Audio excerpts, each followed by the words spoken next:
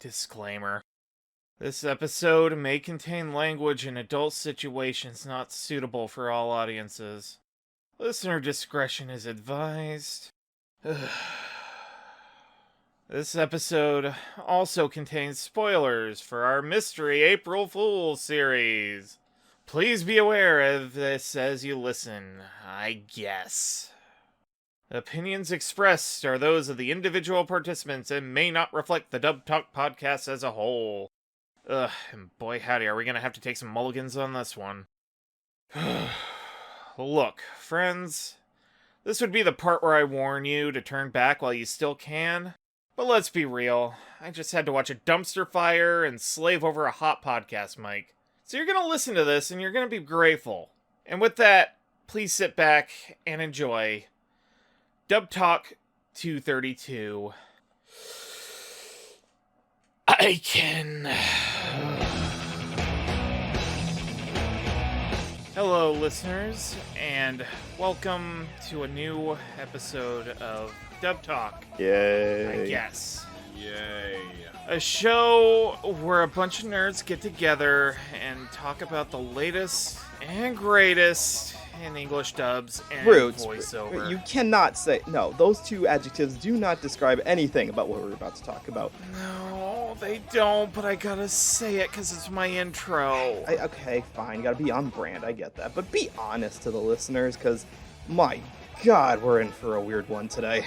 I am your host, Patrick, aka Roots of Justice. And as you heard, joining me today is none other than Noah Clue. I'm in this for the historical preservation and not the actual quality. I hope you people out there appreciate this. And Lack. If I ever meet up with you guys at a con, I'm killing you all for this one. I swear to God. Not if I find you first. And you know what, Lack? I'm gonna be honest, we kinda deserve it. We really do. You guys better make this up to me with Lupin the First. Which one, though? That's the question. The one that's Lupin the First. We have to read the original French novel? I could do that. Shut up, man. I'm not in the mood for this. I'm just trying to talk about anything else. Anything else then...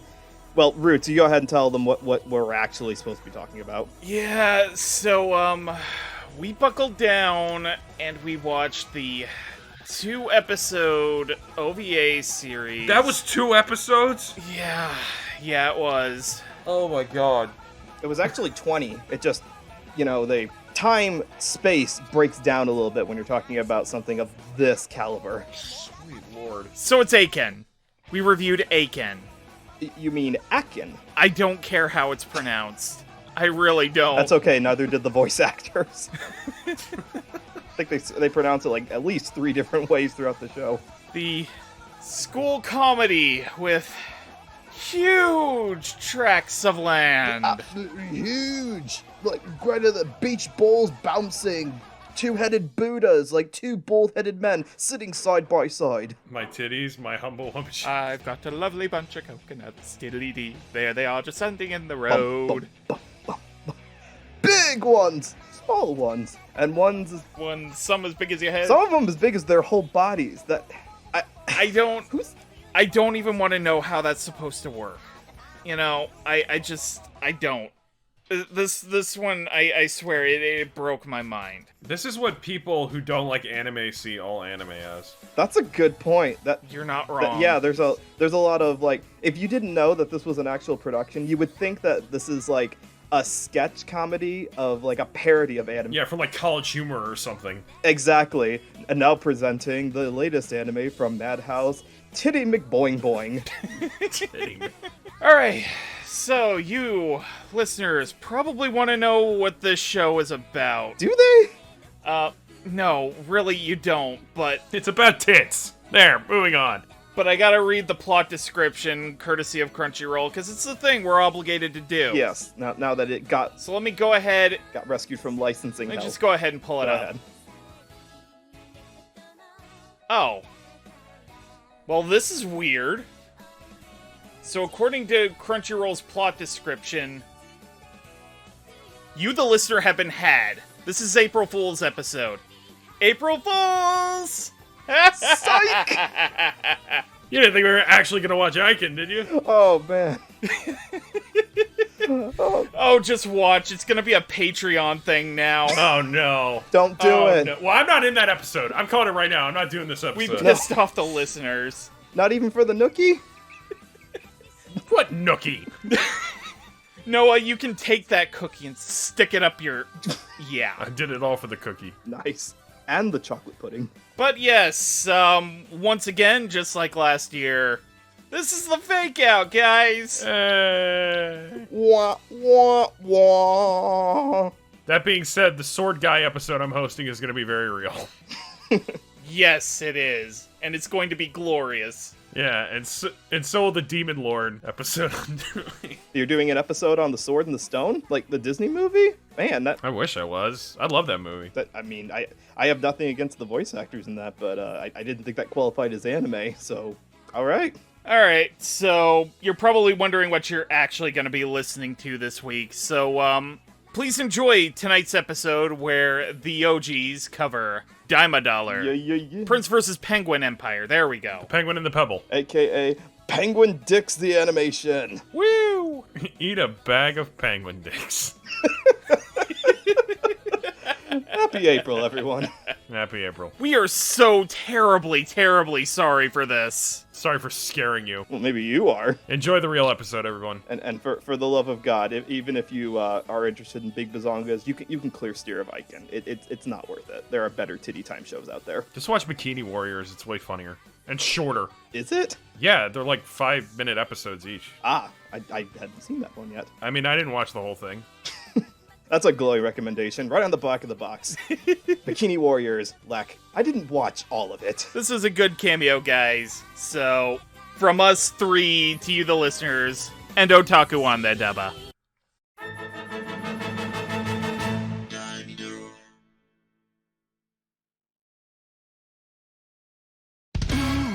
Hello, one and all, and welcome to a very special episode of Dub Talk. As you can see, we are not covering Aiken. No, we are covering something much better, much more funny, and much more anatomically correct. Are you sure about that? To a certain extent, sure.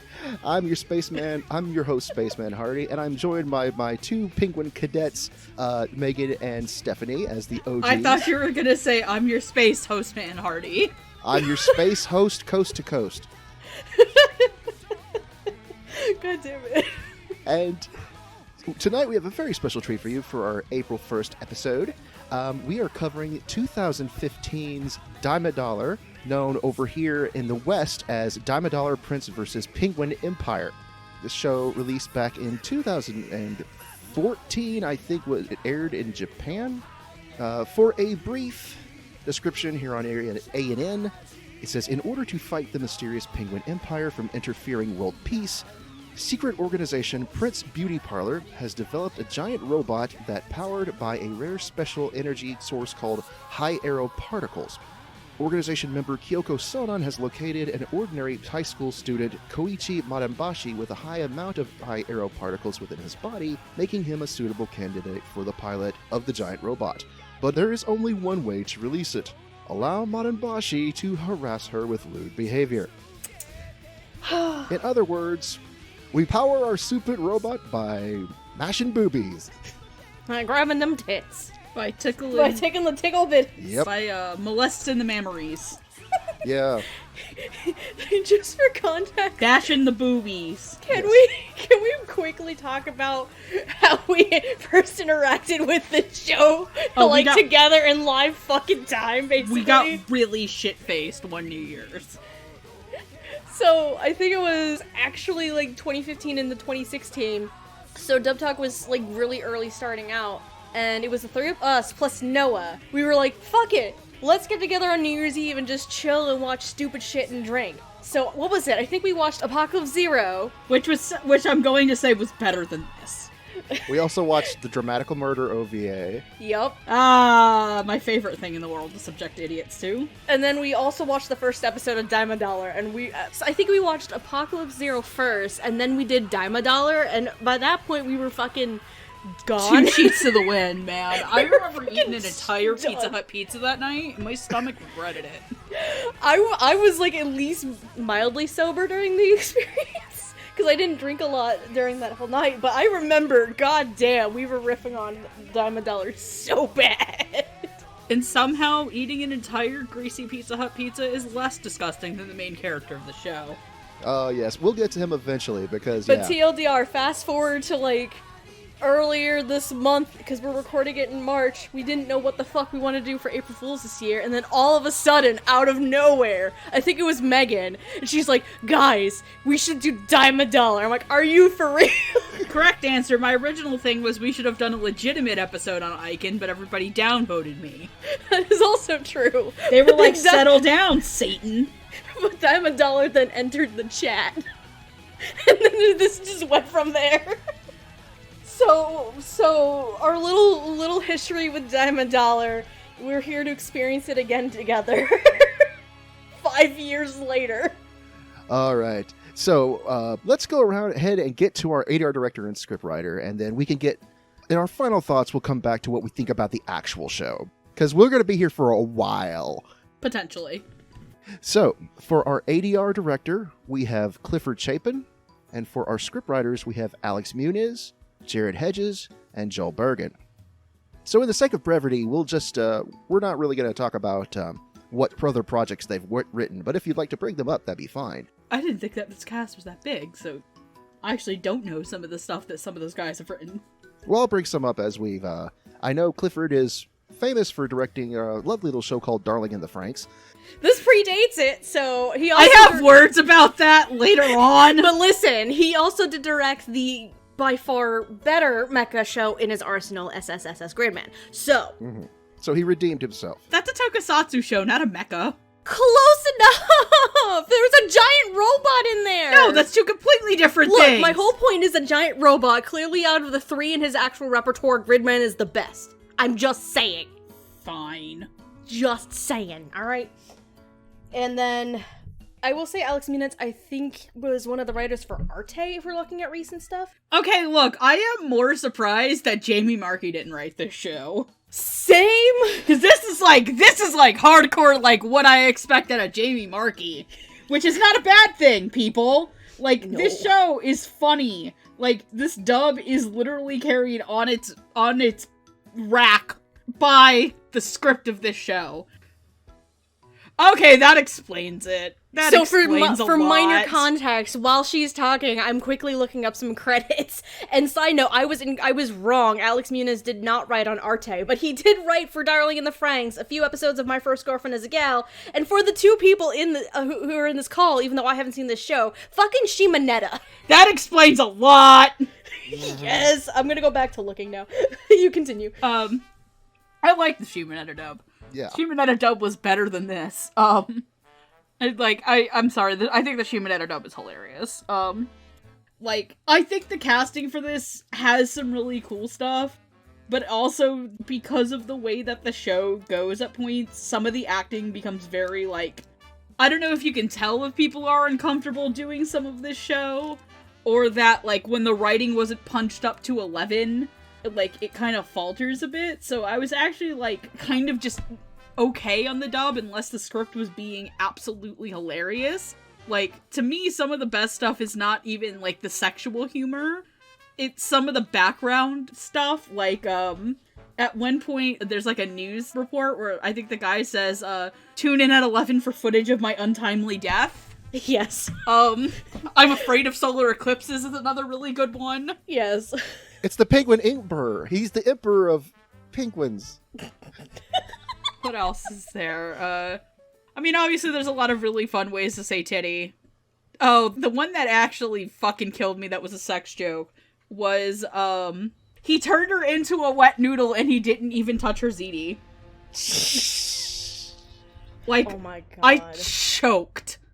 I absolutely choked when I heard that because it was such a stupid fucking line, but it was great.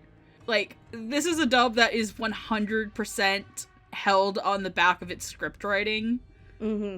And I would say that based on the other parts of this cast, I wouldn't be surprised if there was a lot of ad-libbing going on. This has some cast members that I could 100% see doing that. But overall, I think it's a pretty solid dub that's held up by its directing. by its writing. Fuck, brain. Stop thinking about titties. Never. Shit. Listen, man. I was having a talk the other day with one of my friends. Yeah. If you don't know, I really like the game Hades by Supergiant Games. If you've never seen Aphrodite, she's literally a giant naked woman. Oh, Jesus. And... I'm listening. Back off, she's mine. You have my attention. So, I was talking to my friend, and I was like, also, my brain goes goo for Aphrodite's from Hades. And I'm just like, insert the giant woman song. And all I said was, herp derp lesbian half of lizard brain want giant women.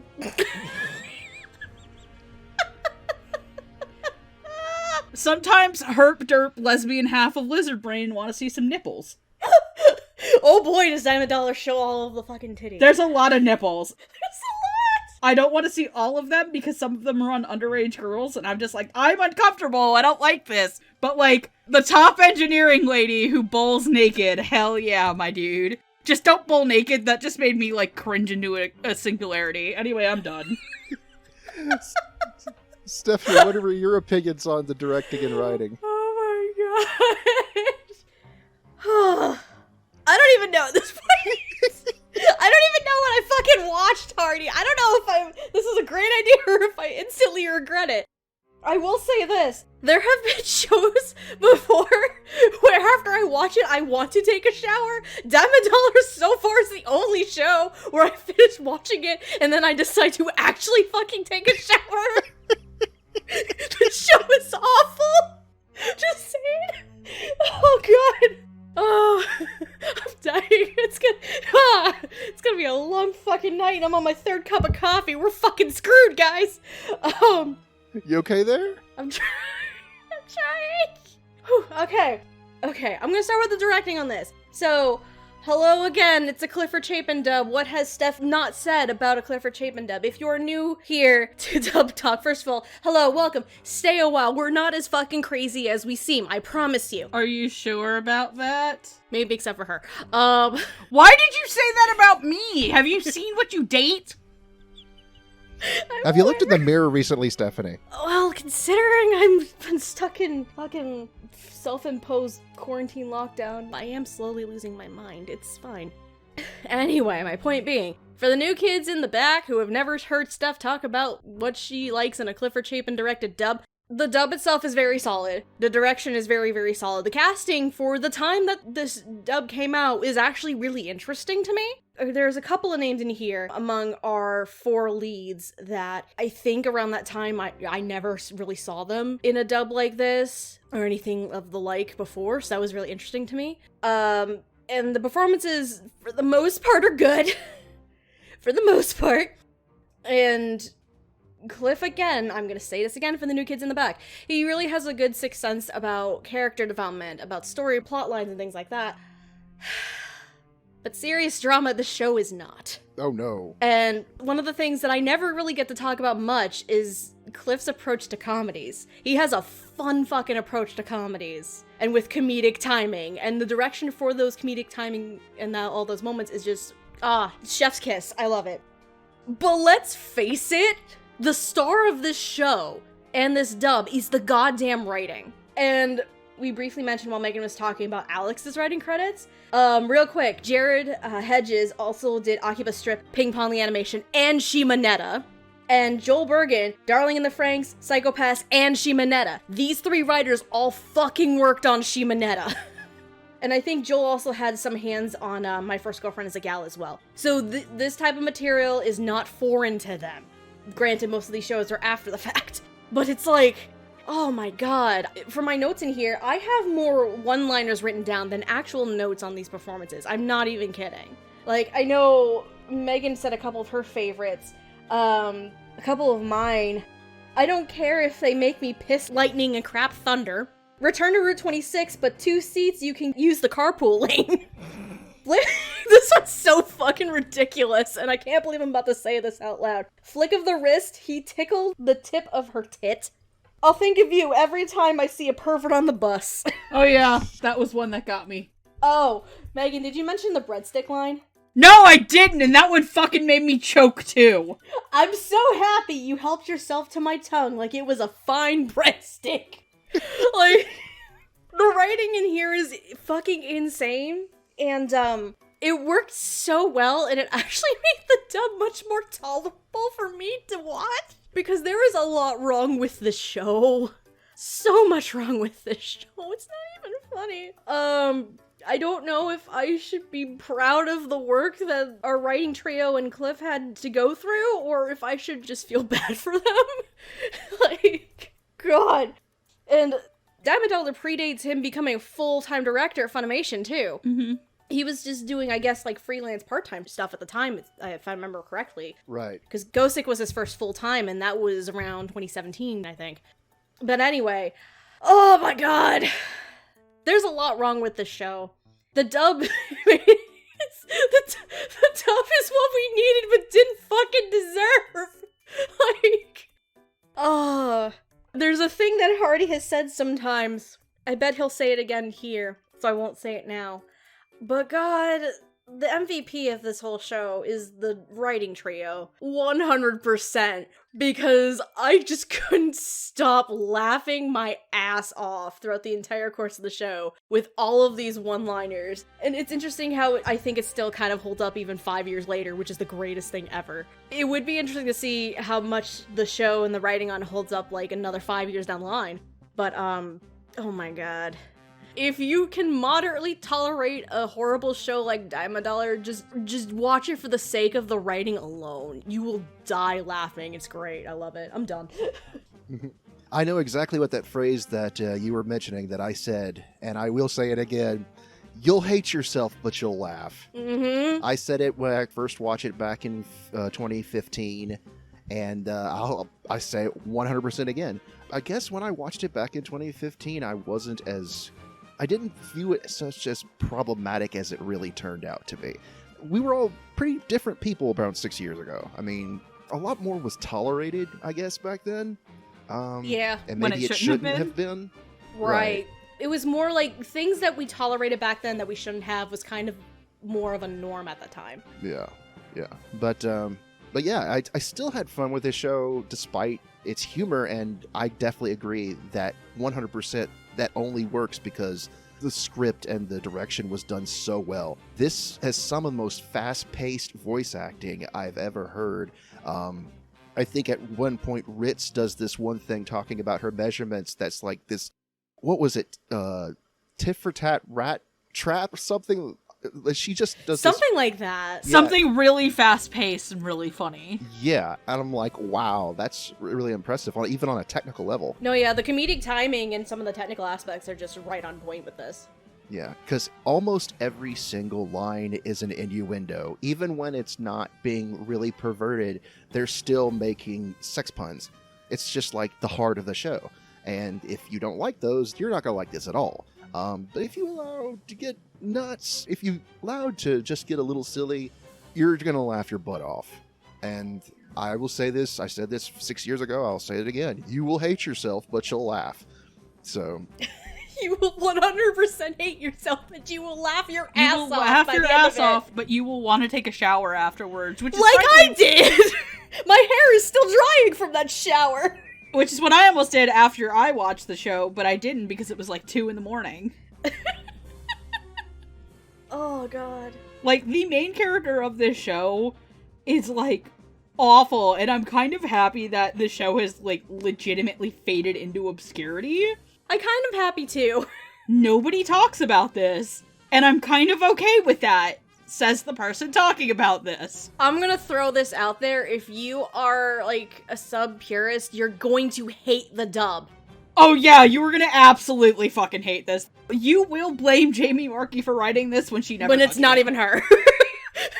Like, listen. Listen, guys, I get we all have irrational fears, but... No, what I was going to say is that a lot of sub-purists who claim, oh, Ghost Stories is the only good dub, this is pretty close to Ghost Stories. You could definitely tell. This is almost Ghost Story levels. Yeah, this is almost there, and trust me, I've caught some pop culture references. Don't think I missed that When Harry Met Sally joke, guys. Mm-hmm. But I'm young, not stupid. no, but like if your main preference is the Japanese and you switch to the English track, you're gonna 100% dislike this. I will admit, before we started recording, I attempted to go back to a couple episodes in the Japanese, and honestly, like, the jokes weren't as punchy, they weren't as fun, and the performances were a bit more I can't believe I'm fucking saying this. They were a bit more stiff. Sex jokes. Or we're gonna fucking give sex jokes all fucking night, probably. Who are we fucking kidding? But, as Hardy tends to say, you'll hate yourself, but you'll fucking laugh. Alright. Speaking about hating people, let's talk about the least hated people in this entire show. Yay! The heart of this show. They're not the main characters, but we love them anyways. Our precious penguin minions. Identical in appearance, but precious to our hearts. We have Michael, Jim, Dennis, Jake, and Nelson. No, that is not a mistake. They are all named just regular American names. They're very good boys. They And are. remember, they're front tails, not genitals. Oh, who are we kidding? I mean, they enjoy those, they enjoy Ritz's rubdowns, so what the fuck are we kidding? I would not enjoy Ritz's rub downs because she's rubbing their dicks like she's about to tinder a fire. And let's be real, gentlemen, if a girl's rubbing that hard and you start spewing smokes, that's not because she's into you. You need to back off or your willy is about to become a hot dog. A smoked sausage. She just needs a bun and you're good. And if you're a Polish dude, you're about to get kielbasa. Kielbasa? I've never heard kielbasa before. You've never had kielbasa sausage? Kielbasa. Are you talking about kielbasa? Yes. Okay, we're having a pronunciation problem here. It's me. When do I ever pronounce anything right? No. I use kielbasa sausage for like fucking my red beans and rice all the time. Like, it's gonna turn into a fucking pack the cat, have it, yeah, fucking shit again, isn't it? I was about to be like, listen, girl, do I need to sit on your chest and shove a Polish sausage in your mouth? Oh my. I'm surprised that wasn't in this show. Slowly, Andrew comes into the screen. No. Like, Andrew's there, like, slowly getting, like, the pool of pudding. Like, the swimmy pool of pudding ready. Hardy's just on the grill, like, frying that shit up. I fucking quit. Dub Talk now announces our OnlyFans account. No! Fuck that! For $7.99 a month, you too can watch Megan shove a sausage in Steph's mouth. We literally open up an OnlyFans, it's nobody naked, it's literally just us cooking sausages. Oh my god! It's not technically illegal. There's no rules that you can't do that. It's true! No one ever said you had to be naked on OnlyFans. We're still showing off our meat. We can just get ones, like, all black morph suits and be the penguins with the front tails just smoking sausage. Hardy, would you like to tell us who voices the penguins, or are you all dead? I would love to tell you who voices the penguin minions. We have Michael is voiced by Aaron Roberts, Jim is voiced by Brad Jackson, Dennis is voiced by Dave Trosco, Jake is voiced by Jerry Jewell, and Nelson is voiced by Sonny Strait. Other roles you might have heard, Aaron Roberts is let's fly the plane into the side of the wall from Serve of the End. I love you like a swout. Brad Jackson is angry little pig who wishes for panties. What? What? He's Oolong from Dragon Ball. Oh! Yeah. Oh, Megan. Morrow from Black Cat, too. Oh, thanks. I'm looking that up. Yeah. Because I hadn't heard Brad Jackson before. Dave Trosco is a loud little screamy radio announcer. Present Mike. Present Mike. My hero. Yes. Jerry Jewell is sexy figure skater, Russian figure skater. Ah, yes. With his... Victor Nikiforov. Yes. I was gonna say... With his metal pipe of pain. That's a different show, but okay. I was gonna say, not if Yuri's involved. Not if Yuri's involved, nope. Yuri, Davai, spread those cheeks. Fuck! And Sonny Strait is a yellow tentacle monster. Koro-sensei. Yes. So who was your favorite Oh, penguin? fuck. Megan. Oh, fuck, they're all great. That's. I don't have a favorite. I don't even have notes on them. I think my favorite is Nelson. Because Nelson's the butt monkey of them all, right? They're all kind of the butt monkey. I don't know, it's so hard to tell which one is which apart, because all of these guys are fucking hilarious. Like, I know that they had to probably record them one by one, but I actually kind of hope they recorded them in a room together. I would love that. That'd be amazing. The penguins don't have lip flaps. No! That's the benefit for these guys as well as the Penguin Emperor. They don't have lip flaps. So first of all, Sunny's probably having another fucking easy time because it's Kuro Sensei all over again, basically. Yeah, pretty Just much. no actual mouth, though. Like, I thought the penguin bros were hilarious. They are, in fact, the best part of the entire show. Yes, are they weird, horny, and grabby? Yeah, but do they actually give a shit about Ritz's well-being? Yes. Like, they're a weird fuck-ass little family of horny little bastards. But they love their own, it's great. But they're a family of horny little bastards. Mm-hmm. And, you know, F is not only for fuck, it's for family. Oh, shit. F isn't just for fellatio. Something that I think Steph would have more practice at than me and Hardy. Of course we're talking about my sex life again. Great, thanks. You walked into it. That's...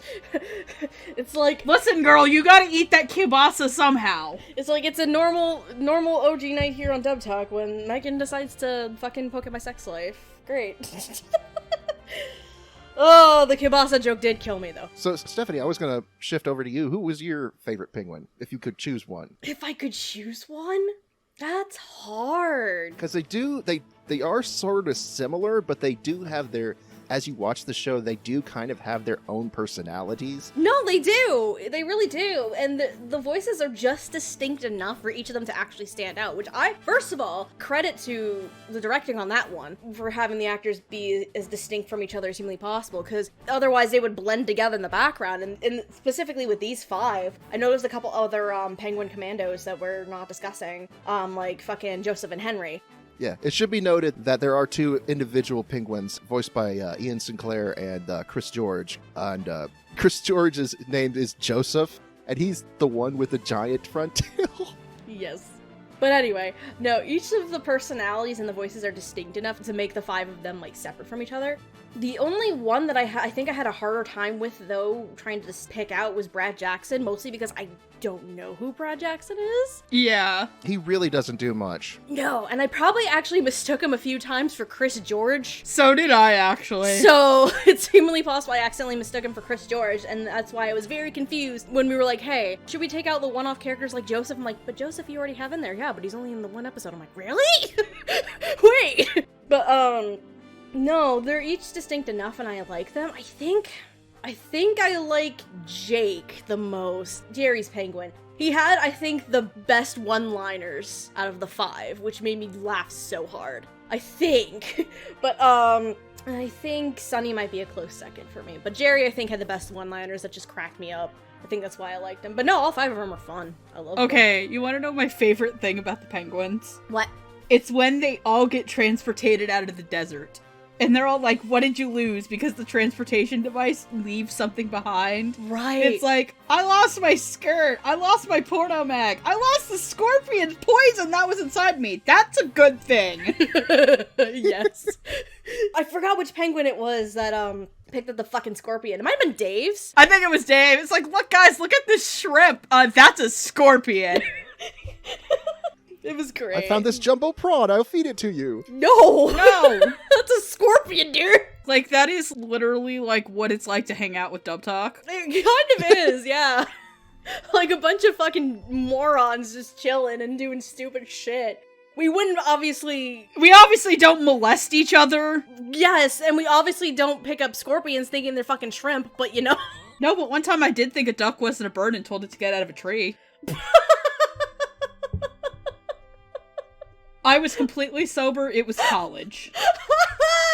Oh my god. Anyway. I'm not telling the aloe vera story again.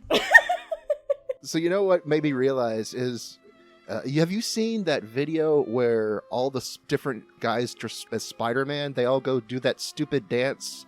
Yes, I love those videos! Yes. Imagine the penguins doing that. Oh my Oh god. my god.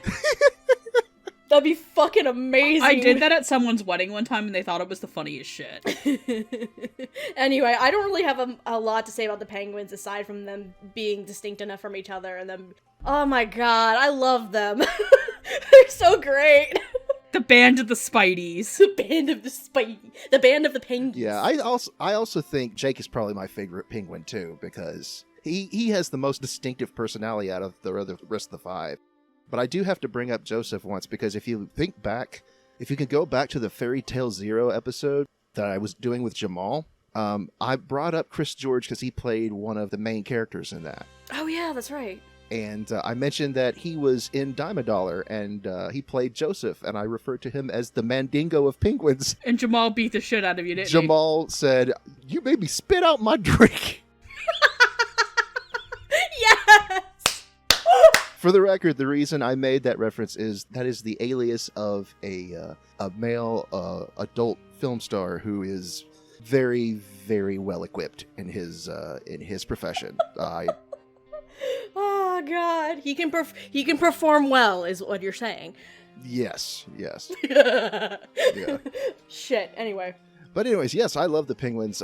They're basically the heart and soul of the show, without being the main characters. And yeah, without really delving into or specifics, I just think they all just have this real family and camaraderie that's just at the same time super funny, but also super sweet. Yeah, so. Damn it, Hardy. When you said the Spider-Man take on me thing, I had to look up the original video of that because I hadn't seen it in years. It's still as funny as fucking hell. Yeah. Of the guy jogging around with it. Mm-hmm. And then one after the other, they follow suit. Can I point out a funny joke too in the show? Mm-hmm. And it's reoccurring with the penguins. So when Ritz is kind of first introduced, and she fights the Daimidaler, she does the whole cock-a-doodle-doo attack, like spins around a damn circle, and it got to be so bad that she got motion sick and threw up. So the penguins are dumb, and they thought it was morning sickness. Morning sick, Ritz! Morning sick, Ritz! So every time they chant her name from most of that show, at least until like the last 2-3 minutes of the show itself, they refer to her as Morning Sick Ritz and like cheer her on like that. It's like, what the fuck? I love when they all are like, we're gonna build the robot, and they're gonna, I like when they're like, fuck the union, it's for Ritz. Yes! Or, They love her! okay, I forgot one of my other favorite lines that one of them says is, it's when Ritz has to fight Humboldt, who we're not talking about, who is this little nymphomaniac girl that was made from penguin and human DNA, but the Humboldt penguins were fucking when they got it. Yeah. So she's a little bit of a nympho. Also voiced by Monica Rial, we should mention. What was it? Is this martial arts or identical twin sets? Yes! It's like, I don't know, we're just gonna keep watching the... Just the way that they say that. Just keep watching, though. Also, I was gonna say, we need to have a fight. Ritz versus, Barfy from Defrag. Yes! Fight! Ritz versus Barfy, baby! Shit, who voiced Barfy? Oh, that was Leah Clark, I think, right? Yes. Ritz versus Barfy, motherfuckers. Speaking of... Oh yes, we're going to move on to the staff of the Beauty Salon Prince, who are the secret organization currently battling the Penguin Empire using the Daimidaler robots. We have their administrator Kazuo Matayoshi.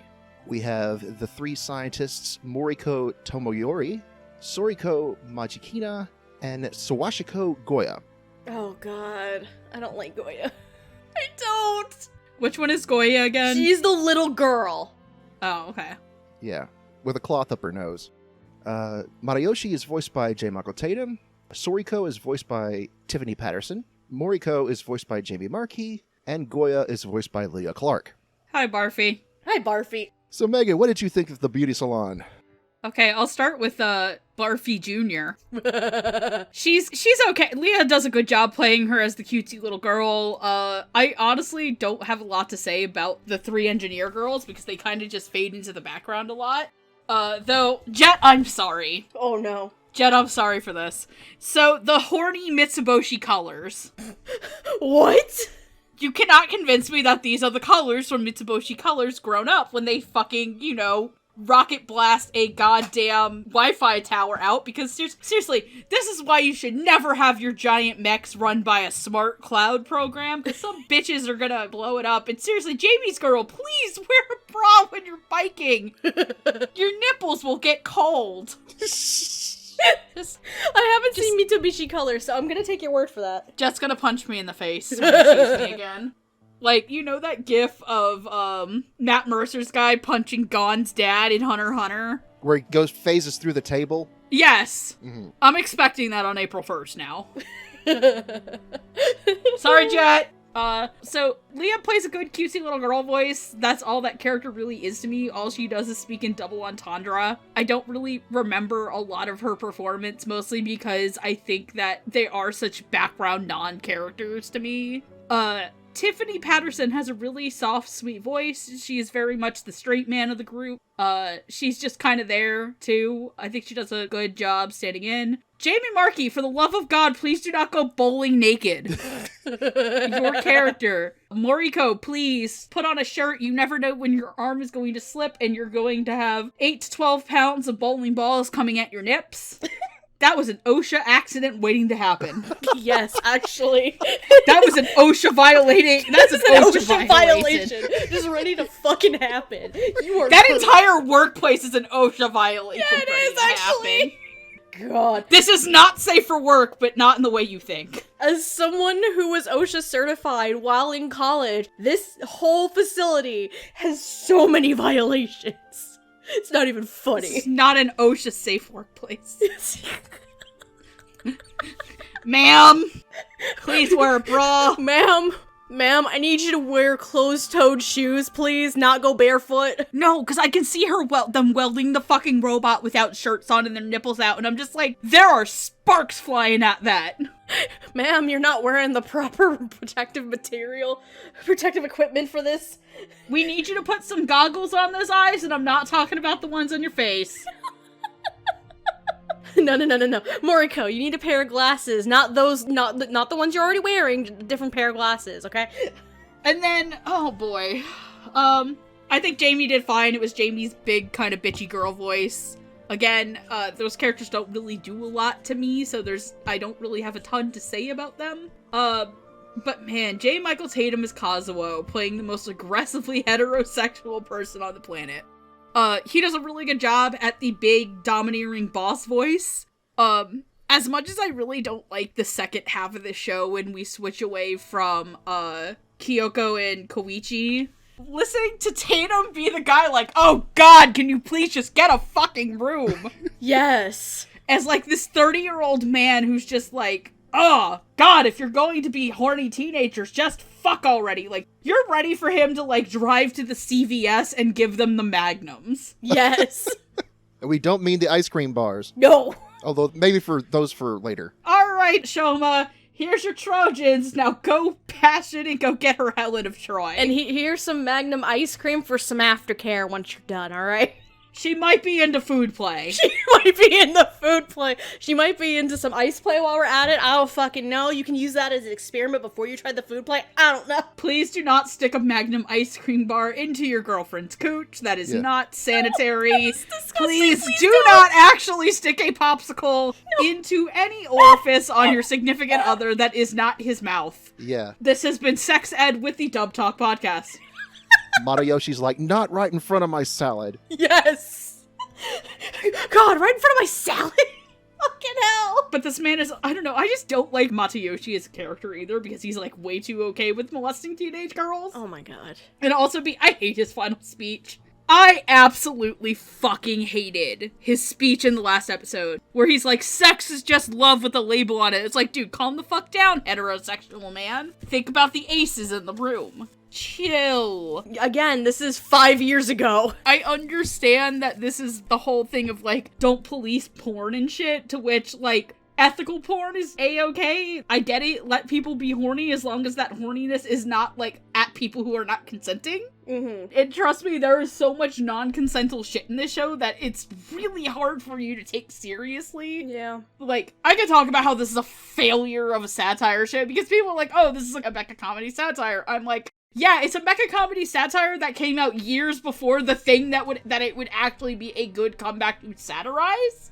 Because, like, there are times where the penguins are literally spouting some Shinzo Abe level shit. Yes. Thank you, Katarina, our Unsung Hero Award, for making my favorite new meme template. Anyway. No, I thought Tatum was probably the best of this group, mostly because his character is the most memorable, but I think he was definitely putting on a little ham. Oh, yes. Delicious ham chewing that scenery. Heck yeah. Alright. I said I didn't like Goya, aka Leah Clark's character, at the start. It's because she's looks like a fucking child and is sexualized as a fucking child that made me uncomfy. That's why. Yeah, I don't like that either. I didn't like that at all. Same with Ritz. Ritz is a fucking kid. We'll talk about Ritz when we... Anyway, there's a lot of things wrong with this show. But in terms of performances, as Megan mentioned, Goya basically speaks almost only in fucking double entendres the entire show. And I think Leah just has, like, the fun, punchy personality and the comedic timing to hit those line reads for those double entendres, and I think it actually does work very well. Tiffany Patterson, she is the one straight man in this entire show. She doesn't really, at all, as far as I can remember, have any sex jokes or any talk about sex or anything like that, unless it's on a technical level about, like, the Daimidaler or something, for instance. That's it. She is also a random exposition dump that gets interrupted a lot. Like, she'll try and talk about how the high aero particles work and all this fun stuff, and in the middle of it, while she's trying to describe it, you have fucking Koichi and Kyoko in the cockpit, like, arguing about him, like, touching her boobs or some shit. And here you have Soriko just being drowned out. So Tiffany has to do a little bit of exposition dump, and I think Tiffany did fantastic with that. And again, as the only straight man of the whole show, like, and telling Goya, like, why are you like this? Why are you... Yeah. Why you like this, child? Stop! Out of the three professors, I actually really enjoyed Jamie. It's big girl, mature Jamie, but it's a fun spin on it because Jamie don't give no shits. And Moriko don't give no shits, and it's so much fun, and I am also in agreement, again, the whole Salon Prince facility is not up to OSHA code. Moriko, please put a bra and a shirt on while you bowl, please. But no, Jamie is fun, and I think out of the three, I think I liked Jamie the most out of the three, but it's more because I'm very uncomfy with a child being fucking exploited like that. But I did like Leah's portrayal of the character. Fucking Tatum though. Oh man. Tatum to an extent also has to play, like, even though it's very hammy, it is a very hammy performance. The character, I think, is actually more played straight, and that's why it's so hammy, because he's played straight and serious through most of the show. But Tatum manages to use, like, a tone of voice and a sense of authority, and uses such fun dialogue and one-liners that's where I think the ham comes in. And it's actually very fun and interesting to see that. I, like Megan, was also enjoyed him fucking yelling at freaking Shoma and Kiriko. Like, you fucking children, what the fuck? Oh, can we also mention the fact fucking Matayoshi magically becomes Koichi's master in perversion very early on, too? It's like, the fuck? I mean, he's introduced in a monk's uniform. Yes, and then he immediately, like, makes airdrops the porn! Poor Kyoko. Poor Kyoko. Yeah. Koichi learned the ways of abstinence for, like, 10 fucking days, basically. No, but I think that it is a hammy performance, but my brain, I see it as a different kind of hammy performance because the character, I think for the most part, is actually played rather straight. And that's why it's a hammy performance, because Tatum puts in enough of a fun twist and a spin on the tone and with the comedic timing that it does turn it into a hammy performance. But I see as Matayoshi being more of a straight played character, which is very interesting. Tatum is the standout, but he's also a fucking asshole. And I'm gonna say this, I kind of wish that they all got blown up at the end. Because another running joke of the whole fucking show is that the public, like Tokyo and Japan, they hate the fucking Daimidalers. Yeah. Because they cause so much collateral damage to the whole city. When you realize that the Penguin Empire is more OSHA compliant than the previous Yes! Yep. That by the end of it, like, the final baddie of the show is the fucking government. Not the Penguin Empire, it's the government. Which also comes out of fucking nowhere, and I kind of hated it. It comes out of nowhere, but at the same time, they at least have some justification because of the constant build-up about, oh my god, again? They did blow up Shinjuku at one point, that's true. They blew up Shinjuku, and they blew up everything. And I mean, again, in the background, there's constant, like, whining about, oh my god, again? We gotta go! Why did they destroy all this shit? So the build-up is kind of there. It kind of comes a little out of nowhere, but at the same time, it has that build-up, which is fine. It manages to get away with it. Yeah. But no, I kind of wish that they just blew everything up and be like, okay, problem solved, move about our day. Daimidalers are gone. Daimidalers are gone, let's go about our day. The Daimidaler and its jack arm are gone. But, no, all of these performances were fun, but Tatum's definitely the standout. I have no feelings one way or the other about the final speech that he gives. I'm kind of like, alright, I guess. Yeah. Yeah, as far as the three girls go, I always just viewed Goya as just being petite. I never really thought of her as being a child.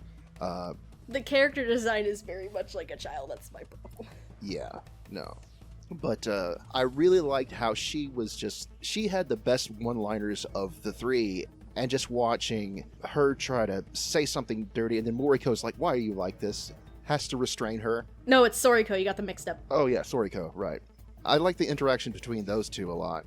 And I always did wonder why Soriko just wore, like, the bottom half of a bunny suit, but not the ears. This is true, she does. The bottom half is OSHA compliant, to be fair. But anyways, Moriko is just basically Jamie Marchi being Jamie Marchi. I hope Jamie Marchi doesn't bowl naked in real life. I mean, if she does, I am not here to judge. So. Why? I'm sorry. You okay? I'm like, wait. Why would anyone actually bowl naked in public? I mean, I live near a couple nudist resorts, so... Aside from that, as far as I'm aware of, I could be wrong, I don't think there are any nudist resorts in fucking Texas, thank you. Texas is a big place. There are at least 3. Oh, there Oh god. I just googled it. Oh no, Steffi is uncomfy. We're not taking you to one. Chill out, my dude. No. Anyway, Hardy, go ahead. Yeah. Well, actually, when I first watched it in 2015, I actually really enjoyed Matayoshi's final speech. Mainly the delivery itself of it. Oh yeah, the delivery is good. It's the contents of the words. Yeah, because I didn't really take into consideration the context, but I doubt they really put that much thought into it, and so I don't think it was trying to be, like, hateful or anything at the time, but I'm pretty sure if it had been written more recently, it definitely would have been changed significantly. Oh, probably, yeah. And that's why I think the writing on more recent shows like Shimonetta specifically have been more inclusive and avoided that whole stereotype altogether. But as far as the delivery goes, I thought he did a fantastic job. He's just this cranky old man who just wants the kids to get a room and is just like, don't screw in front of my salad. That's all I ask. I think that might be the reason why I have no opinion one way or the other of the final speech, because it is delivered wonderfully by Tatum, but the content of it, I'm just like, that's why I'm kind of in the middle, I think, on that one. Right. I think if it was written today, it would have been significantly different. But oh, yeah. It is what it is. This is from 2015. I mean, a lot has changed in the past 6 years. So anyways, that's them. Let's move on to our main antagonists. I fucking love one of these! We have the Penguin Emperor. All hail the Penguin Emperor! He's the emperor of the penguins. And as his diehard subordinate recants Seabury, aka Ritz, who is, unbeknownst to him, actually met the Penguin Emperor when she was a little girl, and they traveled together, and they separated, and they grew up separately, and she finally realizes that he was the one she traveled with the whole time, and that explains her love of penguins. She loves the penguins unconditionally, views them as family members. Because humans suck. Humans do suck, yeah. The reason she has such a negative view against humans is because she actually lost her parents in a war. Right. So she became an orphan and then she met the Emperor just by chance. Yeah, because he accidentally got zapped into this dimension. Did we mention the penguins are from another dimension? Oh, yes! They're alien penguins. In fact, the Emperor specifically says, to repeat, we are alien penguins. Remember, it's front tails, not genitals. But considering her backstory is actually pretty dark Yeah. for such a silly show. But anyways, playing these two characters, playing the Penguin Emperor, we have Patrick Seitz. Playing Ritz, we have Tessa Ellery. So what did we think about these two? They were two of probably the best performances in this show. Like, you could absolutely tell that Tess was having a blast. She is quick, fast, funny. She puts a lot of heart into her stuff. She has a lot of good comedic timing. Okay, I've watched Oculus Trip, but I haven't watched the other really big Clifford comedy, which is Chio's School Road. Oh, Chio's School Road. Oh, yeah, that's a good one. Like, the comedic timing is great. And the biggest thing, I've seen clips of Chio's School Road. And Chio's School Road is probably one of Clifford's best comedy dubs. Yes, I can 100% confirm that for you, yes. And this reminded me a lot of what would go into Michaela's performance. The direction, I think, was used maybe potentially for Cliff's direction of Michaela and Chio's School Road, because in this, Ritz does not miss a beat. Tess is on point every fucking time. She's hilarious, she's funny. I love the part where in the final episode she shows up to help fight the government, and she's like, don't read into what we're doing. Oh, you're gonna do that whole thing where only I can defeat you because I'm your enemy. Okay, you could have tried a little bit, dude. Like, that was really good. I like that, that was good. I like how she uses the royal we to refer to herself and her sweet Krav Maga skills. I love that. And our sweet Krav Maga skills. Like, I love Ritz. Like, Ritz makes me uncomfortable, though, too. Like, their relationship together, because, like, she is really childish, and I don't know how old she is, and that's freaking me out a little bit. Yeah, but maybe borderline middle school, but even then. Yeah, I'm like, please, let's stop molesting Ritz, which, thank God, the Penguin Emperor does all the fucking time. Like, there's one part where they're trying to get her measurements, and he's like, what the fuck is wrong with you all? Yeah. Out of all of the penguins, the Penguin Emperor is probably the only one who doesn't actually attempt to molest Ritz. That's his daughter. Why is he gonna molest his daughter? Yes! Like, I love the Penguin Emperor. Patrick Seitz is the best straight man in this entire show. Like, you could not have picked a better person to be the Penguin Emperor, in my opinion. He's got this, like, doofy dad voice. He's, like, trying to be this big, cool king, but, like, at the same time, he's just, like, a really befuddled loser. And you think that he's threatening at first, but as he lets his guard down, he's like, no! What the fuck, guys? He's doing his best. He's just doing his... All he wants to do is help his people because they don't have any high arrow energy. They can't procreate. They literally are front flippers, which he doesn't have, or at least it's covered up. He does have it. You see, when he goes swimming, you see it. Okay, yes. The Penguin Emperor does comply with OSHA. The Penguin Empire complies with OSHA. Listen, the Penguin Empire is cool enough to recognize union rights, and he's a good boss, in my opinion. Yes! He's so good. That's why I feel like I'd rather root for the Penguin Empire. Yeah, I was like, why are we rooting for the humans? Fuck them. The Penguin Emperor is really great. No, yeah, like, fuck that. I'm rooting for the Penguin Empire, man. I love at the end when they're all saying goodbye to each other, and, like, he finally fucking handshakes with, Tatum's guy. I love when they're all leaving and the penguins are like, dude, let's come over to your house and look at porn again. And they're like, yeah! And just like, I love the Penguin Emperor. Patrick Seitz is probably one of the best performances in this. And I genuinely want to see more Patrick Seitz performances like this. I know obviously this is 5 years ago and he's probably done some stuff and maybe I've missed it. But like, I love Patrick's dumb, doofy dad voice. Like, Endeavor is not a dumb, doofy dad. Endeavor's a bad person. Endeavor's the worst fucking dad. He's trying to atone, which good on him, but he's a fucking awful dad. Also, before I get it in the comments, yes, I read the manga. Chill out. I also read the manga, but I'm probably way behind compared to Jump readers. Yeah, because you don't read WSJ like I do. I don't read Jump, I just read the published volumes, that's it. So I'm behind. Like, chill out, people. Calm down in the comments. But other than that, that's all my thoughts. Stephanie, what do you think about these two doofuses? I have to agree that these are probably a couple of the best performances in the whole fucking show. I'm gonna start with Tessa Elroy.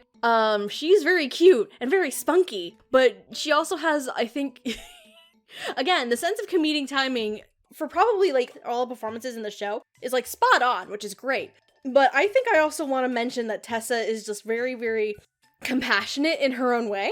Because she loves the penguins. She loves them to death. Because, like we mentioned before, unbeknownst to both her and the Penguin Emperor, they actually met when Ritz was a kid and she was recently orphaned because of war. And that's where we learned that her love of penguins that's how it started. But Ritz loves her penguin family and will, just like the penguin minions will do anything for Ritz, she will do anything for the penguins. The instant she sees, like, a penguin get hurt or something by the Daimidaler or some shit, she will fucking murder your ass. I think she goes full WMD at one point. Oh, yeah. Yeah, she does. She's the reason why Shinjuku blows up. Which, poor Sam, I hope he got better. Poor Sam. No, but I really like Tessa's portrayal of Ritz. It's very sweet, very cute. Again, because the character design reminds me of a younger kid, maybe at least youngest being at middle school. It was a little uncomfy. Steph uncomfy. But no, like, the comedic timing and all of the fun moments, all this fun stuff, it was on point, and Tessa just, like, nailed it. I love Patrick as the Penguin Emperor. I fucking love it. He very much is the straight man of the show, like, the most straight man of the show. But I know Megan mentioned big doofy dad voice, but I actually see more of, like, the regal air to him as well. And I think it really works. It works so fucking well. And again, the comedic timing and delivery is there for some of those hard-hitting moments. And again, he is OSHA compliant. He cares about the penguins. He's doing this for the good of his people. He has really good motivations for what he's doing, and it carries through. And I think that's... And Patrick just makes the Penguin Emperor so fucking likable. And it's just so much fun. There's a line I wrote down that he said... Fucking episode 9, this is after we learn that he actually has met Ritz before. Just thinking about the little girl he met when he first got transported. He said, "Since I'm not a creeper, I never stalked her on social media." I'm like, what? Yeah, that was a good one. I know. We have unlimited resources! And Google Maps! I like how they say that the Penguins website looks like a MySpace page. Yes! Please, that's a GeoCities page.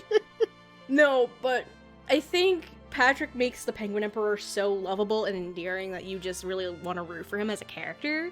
And again, the comedic timing is there. I think he also has moments where he kind of hams it up a bit too, which is fan-fucking-tastic. God, the Penguin Emperor is my fucking favorite. I didn't think he would be, but he is. Like, I would root for the Penguin Emperor. I don't fucking care. Like, it's great. But definitely Patrick and Tessa, I think they're the two really big stand-up performances of the entire show. In a show where, like, majority, if not all of the cast have some pretty strong performances, even though the material and the characters are awful. I'm done. Any show that features Patrick Seitz loudly shouting out the word macaroni deserves some recognition.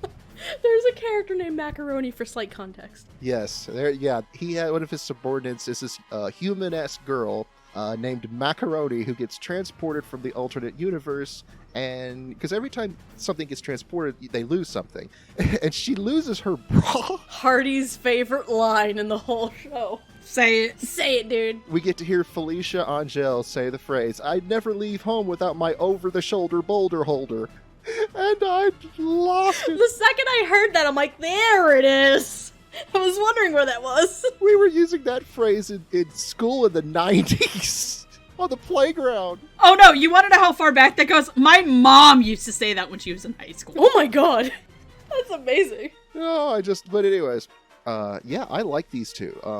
They're very likable antagonists, and it's almost to the point where you do want to see them win as opposed to Daimidaler. Because I think there's one scene where Ritz is fighting Kiriko, and Kiriko is about to blast the entire city away, and Ritz goes back to her training and uses the flash penguin punch? Yeah, which basically just blows off people's clothes. Right. At that point, it's like, I actually kind of wanted to root for them. No, yeah, 'cause- they saved the city. Yeah, they saved the fucking city. With, like, causing no damage in the process. And the fact that the Penguins go out of their way to set up the fights with Daimidaler, and he brings this up. It's like, unlike Superman, we bring them outside the city. I forgot about that. Yeah. It's like, they're antagonists, but you don't want to see them lose. They're antagonists, but considerate. Right. Yeah. Like, basically, have you seen our heroes? You probably don't want to root for them. Mm-hmm. Yeah. But I have to agree that Tessa Ellery as Ritz is just, does not skip a beat. She is just rapid fire with her delivery. And there's one scene where she's talking about having her measurements compared with Hiroko, and she just does this tongue twister. I'm like, how on earth did you do that? And again, a lot of it is credited to the writing, because it's just... I think I'd say a mix of the writing and the directing, because the fact that Tessa has to even say that. Like, yeah. But of course, Patrick as the Penguin Emperor is just... I would like to live in a kingdom run by him, because he's good he's good to his people, even though you get the impression he doesn't want to fight the humans. He made a peace. He realizes later on, oh fuck, we've been doing this all wrong. Yeah. Yeah, no, remember, the only reason that Kyoko's fighting them is because her dad had a stroke. Because they tried to make a peace offering, and, they did the penguin dance, and they thought that the front tails were lewd, and it's the whole start of the whole thing. Yeah, like, the penguins actually have good intentions. They really do. And it's like he said, towards the end, he realizes, like, fuck, we're doing something bad. And it's like Monsters Inc., where they realize laughter is better than screams. It's fucking Monsters Inc. fuck. It literally is Monsters Inc., guys. It is. Oh my god. I hate it here now. God damn it. Why are you booing me? I'm right. That's why I hate it here now, because you are right. Oh man, this gives a whole different meaning to Mike Wazowski being a one-eyed monster.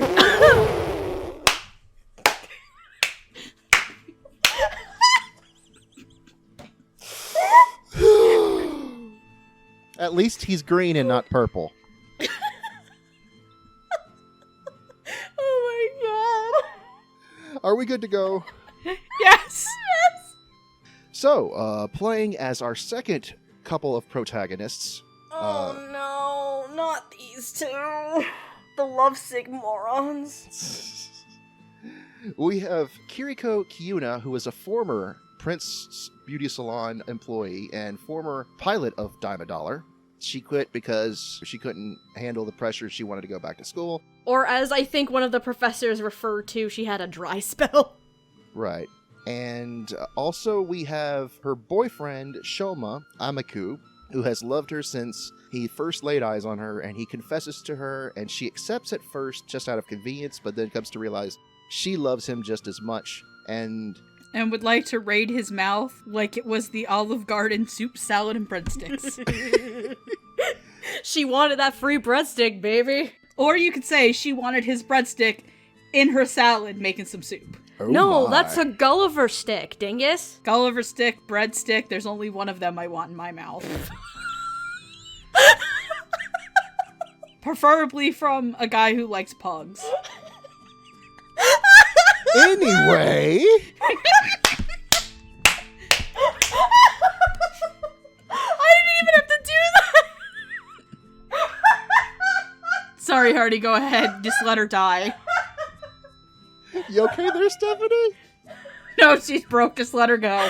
She'll come back. She'll figure it out. Playing as this sickeningly sweet couple, Shoma is played by Todd Habercorn, and Kiriko is played by Cherami Lee, aka Natsu and Lucy, if they ever actually, admitted to each other. Listen, not everybody in Fairy Tail can be a couple on the level of Gajiel and Levy, who are the only good couple that ever came out of Fairy Tail. Fight me in the comment, Jalal stands. Alzak and Biska?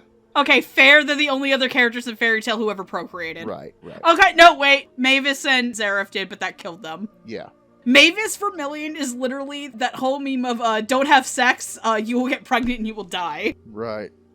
Anyway, so what do we think of these PDA-obsessed lovebirds? I honestly think they're the two weakest performances in the show.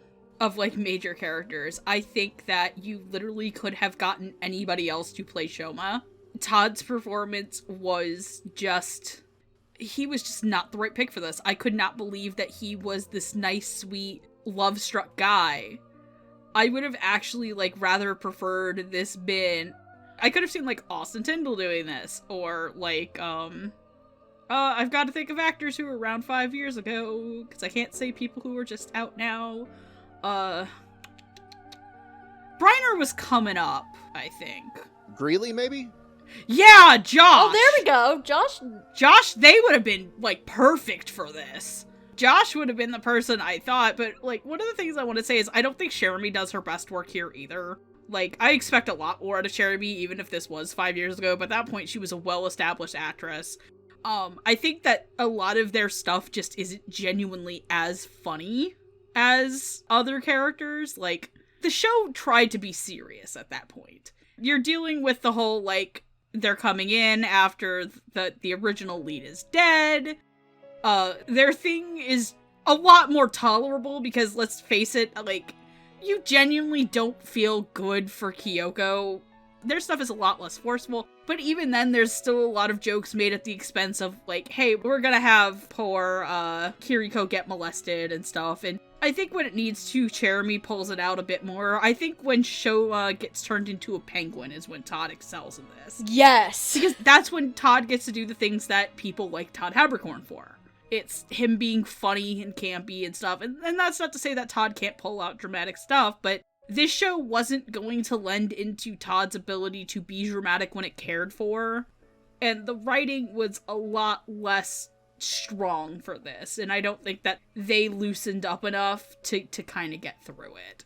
It's serviceable, but it's genuinely not my favorite work in the series, especially not compared to the next segment. Stephanie, what did you have to say? Now that you're alive. Now that I'm alive and I'm not fucking dead for, what is this, the 5th fucking time tonight? Oh god. First of all, our 4 lead characters, I'm including Koichi and Kyoko on this, they're awful. The characters themselves are awful. None of them really have any redeeming qualities at all. I'm gonna get that part out of the way first. In terms of Shoma and Kiriko, I'm kind of in the middle in terms of how Todd and Jeremy perform them, but I do kind of lean towards Megan Camp a little bit. Like, I didn't mind both of them, but it's also not their best work either. I think part of the problem is the characters of Shoma and Kiriko themselves to an extent, because we've mentioned this several times. They are so goddamn lovey-dovey and PDA making out all the time that fucking Matayoshi calls them out and gets so mad about it all the time. The two of them are so fucking sickeningly sweet and cute like that it actually comes off in the wrong way to me, if that makes sense. Like, it's not cute, it's not adorable, it's like, I suddenly feel like I'm Matayoshi, and it's like, are you fucking serious? Get a room. I don't know if that was the whole point. That's the thing. That could be a whole direction that they decided to go with, and that made them purposefully like that. It is very possible that that was the case.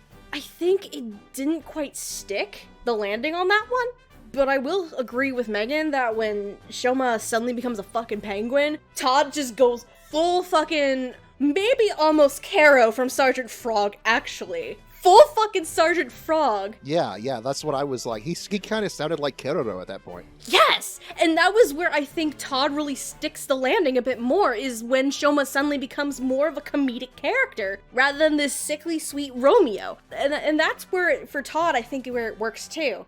But again, as human Shoma, and then we have Jeremy as Kiriko, I think part of it is the whiplash halfway through when we lose Koichi and Kyoko as the main characters and it shifts to these two as replacements. They're not good replacements, first of all, in terms of characters in this show, but some of the dialogue and everything, and I don't know if the whole sickeningly sweet, cutesy, adorable, like PDA shit, I feel like that was potentially a directional choice for the two of them. Because of that, with that in my brain, I don't know if it stuck the landing as well, but it made me, like, fucking side with Matayoshi every time he put up a gripe about it. Which maybe that was the point, and if that was the case, then okay, I'm fine with that. These two are stupid, obnoxious, and PDA fucking hornballs. It's like, I don't know.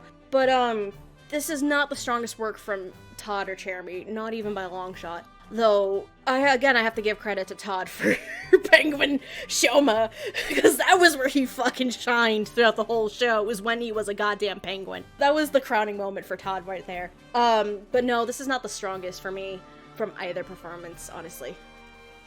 Does the show ever really explain just why or how he turned into a penguin? Because it's weird, because apparently it's because he apparently absorbed a bunch of her high arrow energy. Yeah. Or some bullshit. Like, let's be real, the serious plot of the show makes no sense, and there's no point in actually trying to critique it. No, like, you shouldn't even fucking try. Like, I'll talk about it in Final Thoughts, but the more you think about it, the more you realize that this show is a parody that some people probably took seriously in the industry. the weird thing is that at the last episode, Henry fixes him by injecting him with more high arrow energy, which is... That's what's confusing. It's like, why did you inject it with fucking more of that? Truly counter logic. It's the last episode. Okay, we'll do it live. Hold on, to be fair, I'm gonna attempt to throw fucking logic in here, and it's gonna be some horse shit.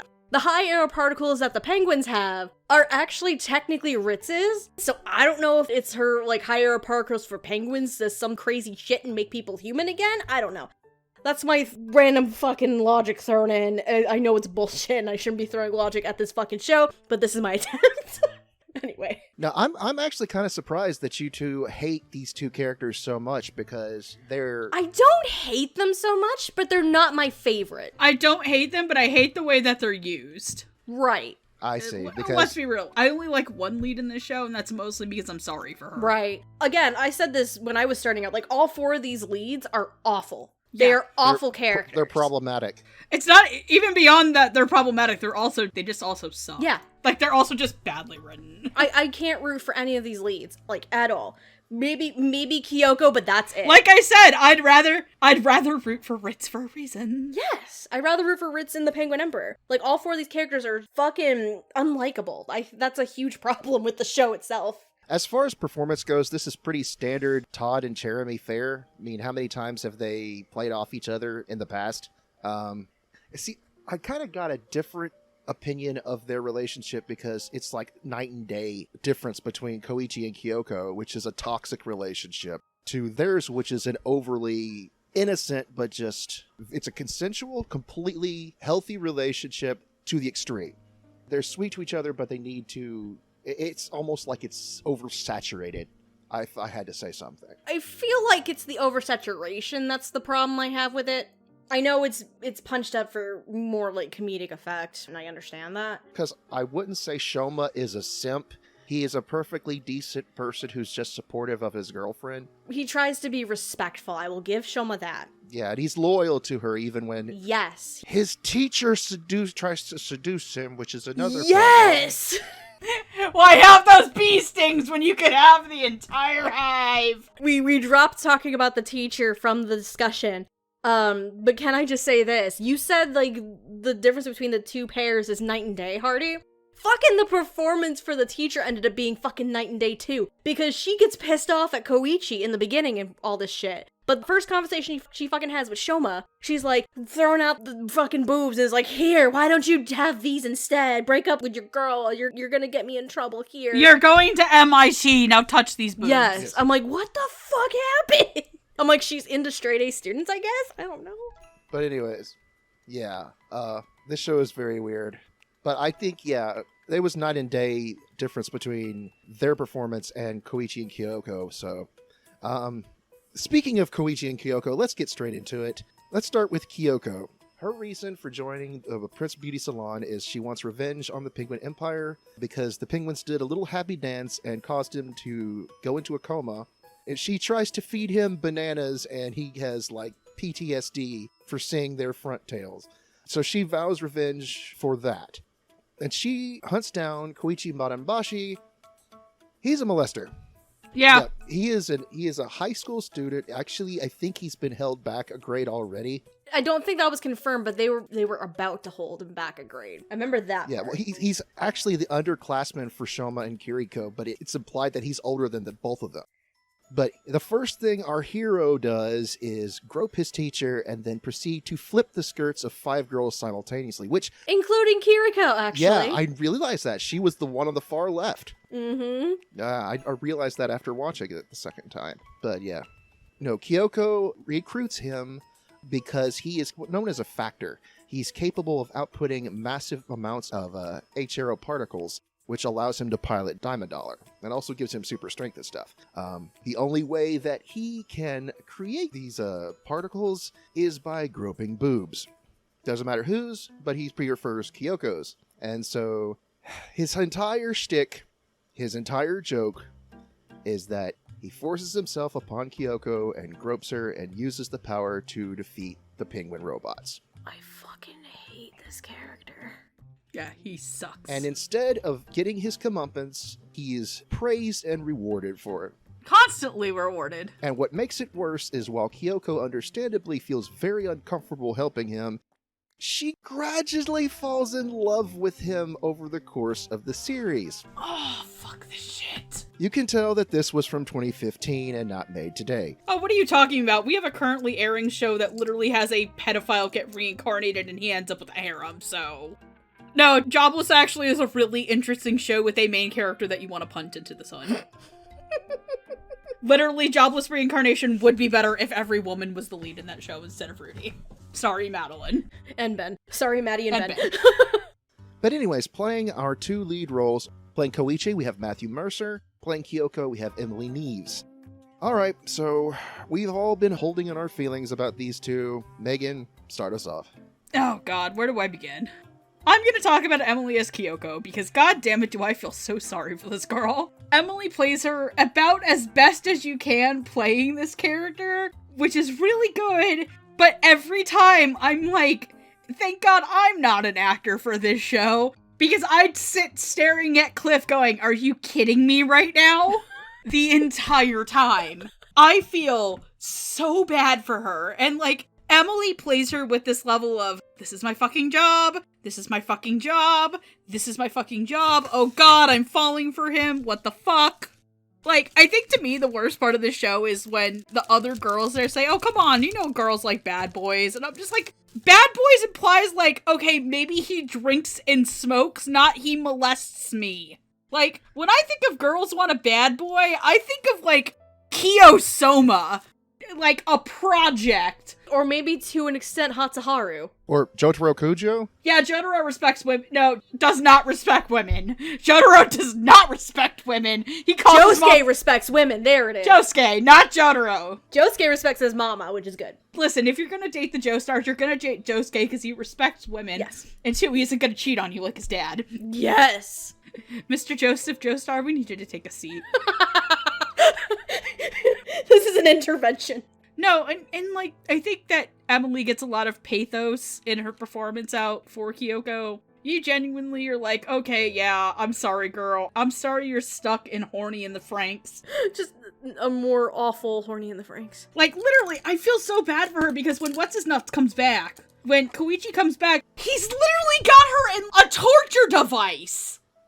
And let's talk about Matt as Koichi. Fucking hell! Matt, how the fuck does Matt Mercer keep up ending in, like, bad Funimation shows? First Brothers conflict, now this. Listen, I will take Brothers conflict over Daimidaler any fucking day, thank you. And that's saying something. That's saying something! Christ! 13 ladies came out of a girl's snatch like it was a clown car in that show.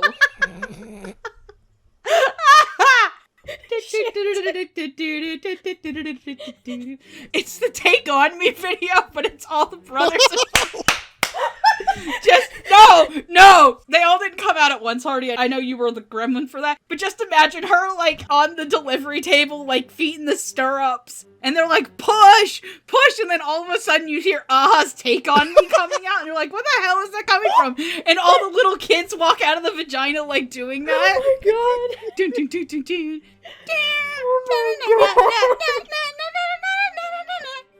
Oh shit. Oh my god. And now Hardy's broken again. And me too. Great. I am so sorry. No, you're not. I'm not sorry at all. I was about to say, you're not fucking sorry. Absolutely not. The only person I feel sorry for is our editor, who's going to pick the Patreon clip, and Beth, who helps us out with all of the best of stuff, because you're gonna have a hard time finding it from this. But Matt plays Koichi as the hot-blooded shonen protagonist. I'm kind of happy he did that and didn't make him sound like a creeper, because Koichi literally looks like he gets in fights for cigarettes. He kind of Like, does. that man looks like he goes to the underground to get his titty mag. He is very Go Nagai inspired. Yeah, except for with none of the... Can you say Go Nagai has charm? Can you? I don't know. I'm pretty sure a Go Nagai... Amon's gonna smack me for that, but... I mean, Jet's gonna kill you, and now Amon's gonna smack you. You're on a roll today. Okay, Jet's gonna threaten me with a gift, but Amon's just gonna look at me like he's disappointed in me, and that hurts me way more. When Amon's disappointed in you, it hurts. It's like seeing Jim Henson frown. Yes! 100%. It's like if Jim Henson frowns. And But disappointing Jet is like disappointing LeVar Burton, though. You don't want to do it to either of them. And I guess upsetting Roots is like pissing off Bob Ross. Anyway, I think Matt does a really good job. I think Emily does a really good job. I just wish Matt makes it a little bit more tolerable, but it's really hard. It's hard to talk about the performance of this and not talk about his character, because his character is deplorable, and like, Emily got pathos out of me, but Matt got giggles. Like, I'm not gonna say I didn't laugh at some of Matt's delivery and stuff. I hate this character, but like Hardy said, I laugh, but I hate myself. Like I said in the last section, these 4 characters are fucking awful. I'm gonna get Emily out of the way first. Would you believe me when I say that back in the day when the cast list for Daimidaler was released, I had no fucking clue who Emily Neves was, and this is how I got introduced to her, unfortunately. And then you have Matt, who I think at the time was coming off of season 1 of Titan. So at that point, we already knew who Matt was. But, first of all, I'm gonna give Cliff kudos for making the main 2 characters, for bringing in 2 actors that, are from different areas and not the immediate Dallas area. Like, Cliff will bring in people from other parts of the country. This is an early, very, very early directing one represents that. Because Matt's LA, and again, I think Emily at the time was Houston. I could be dead wrong, though. So, there's that. Emily as Kyoko. I feel so bad for this character. I feel so bad for Kyoko. She's doing her best. Granted, she has probably the silliest of motivations for joining Hair Salon Prince. But you gotta give her something, I guess. I just love the part where she tries to feed her dad a banana and he just starts freaking out. It was great. I think the dad was Brandon Potter, maybe? Yeah, that was definitely Brandon Potter. Emily does her best. Emily gives a good performance as Kyoko. I just feel so terribly bad for this character. I think my favorite part of Emily's performance as Kyoko has nothing to do with any of her interactions with Koichi.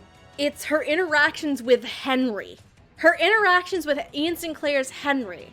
In, I think it was episode 4. I think that's where Emily really got to shine, and I really loved her in that episode. Because it's like, the whole episode kind of played on the trope of mysterious person turns out to be an enemy, but you kind of fall for that person, but now you have to fight that person. That kind of trope that you've seen several times before, probably at this point. But, it actually gave Emily much more to work with Kyoko's character, and it made me feel for her a lot more with her, like, wanton love and desires and stuff like that. It just made her seem more approachable and more empathetic, I think. But, oh god. I love Emily. I am sorry that Kyoko is an awful character, but an even worse character. I'm gonna say this, Matthew Mercer is a delight as Koichi. Matthew Mercer as Koichi was fun. It was actually a good performance. Because it's a different kind of voice, first of all, than what we normally hear Matt portrayed as. Because Matt Mercer characters are like the tough, like, brooding hero or some horse shit like that. Like a Jotaro Kujo or a fucking Levi Ackerman.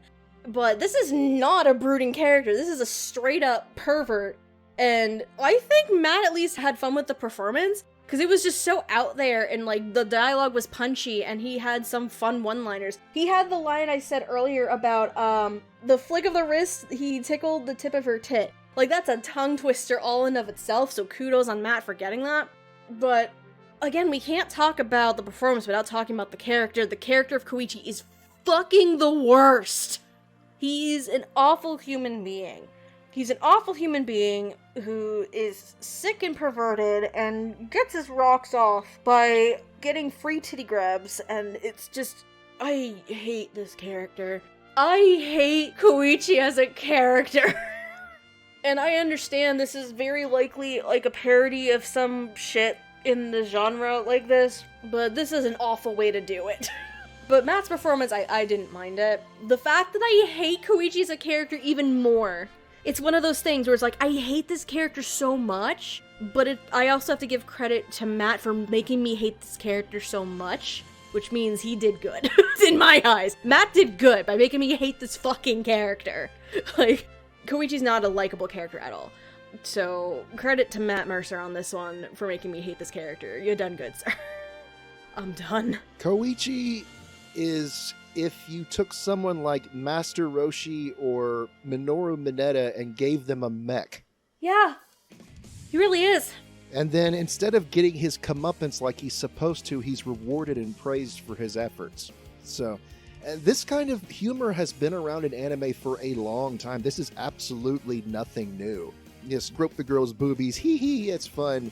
I mean, even Love Live has been guilty of that with Nozomi. Oh, yeah, like, Washi Washi, I don't like that there either, so don't think that we're just, it's funny when it's girl on girl. No, it's still bad, actually. It's probably worse. Right. Molesting characters is not okay. Never has been, never will be, in any genre or from a media. It's not okay. Yeah, it's not as prevalent as in something like Daimidaler, but it's still like a trope that it needs to be, It needs to die. it needs to be retired. It needs to die. I think shows have come out since then, like Prison School and Shimonetta, and I think most recently, like Hinsky and Super Edge Arrows have been a lot better in those regards. I am completely okay with fan service shows. I mean, Seki Ray is one of my all-time favorites, but it's got to be done right. Yeah, like, people were surprised when I said, oh yeah, I really like Gleipnir. They're like, wow, that's not a show that I'd expect you to like. Y'all know I like Shimonetta and that I think it's, like, one of my favorite comedy anime. No, yeah, I did like it. The story of Gleipnir itself was fucking left off at a... I'm so mad that there's not a fucking second season of that show! I told Andrew, I'm like, you're gonna hate how the show ends, but... Yeah, because aren't you also a big fan of Strike Witches, Megan? Yes, I am! Which, I wish there was a little less nudity in that show. Mostly because some of them look like little girls. But as far as given the material is concerned, I think the writing team and the directing team did the best they could, and they had as much fun with it as they could. And I think that Matthew and Emily, given the material, brought their A game.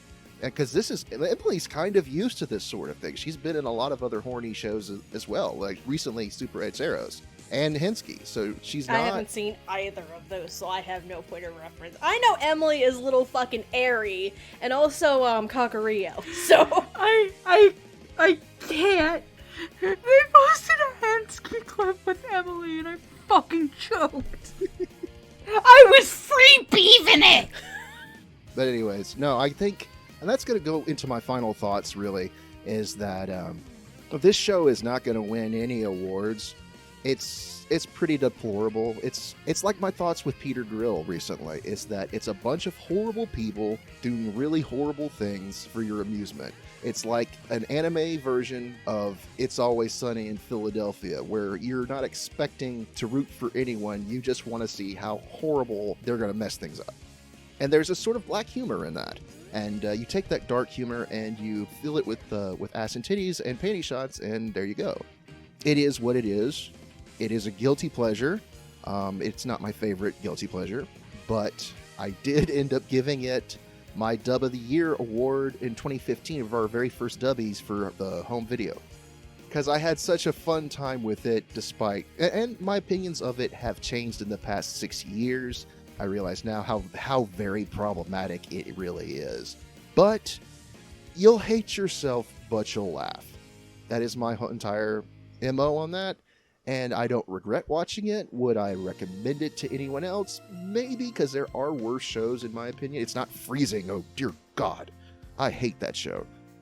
freezing goes into actual torture porn, and I just do not Oh, care for it. wonderful. Okay, yeah, good to know. But anyways, those are my final thoughts on it. So, ladies, if you would like to chime in as well. I posted an image in our group chat, and it just says inappropriate horniness, 10 bonks. I love the horny bonk dog. Great. Overall, I think the dub is good. This is a dub that is held by the weight of its script, that works from fast-paced acting and good comedy. If that's what you're into it for a dub, I would recommend watching it. If you are someone like me who does not like a lot of ecchi anime, because ecchi doesn't work for me unless it's clearly equally wanted on both sides. Like, for as much as people like to meme it, and I'm sorry, I'm probably going to start things, I actually liked interspecies reviewers because it was very consensual and there was very few things that weren't. And the stuff that wasn't, I easily could call out and say, okay, that's going too far. There's none of that. It's clear Kyoko doesn't want to do it, but she's doing it because she has to. Like, honestly, the only person who's really consenting to a lot of this is Ritz. And, like, it's still weird because there's, like, a level of weird familial incestiness. Remember, boys and girls, consent is sexy. Yes, pretty much. But the thing is that this is supposed to be a parody of mech anime. Because you know that a lot of mech anime, like, going back to the beginning of time, is very much more on the level of Kiriko and Shoma, where it's, like, lovey-dovey kissing stuff and not just, like, okay, I'm gonna get shit for this. But it's like the whole thing that what's his nuts, the Gundam guy.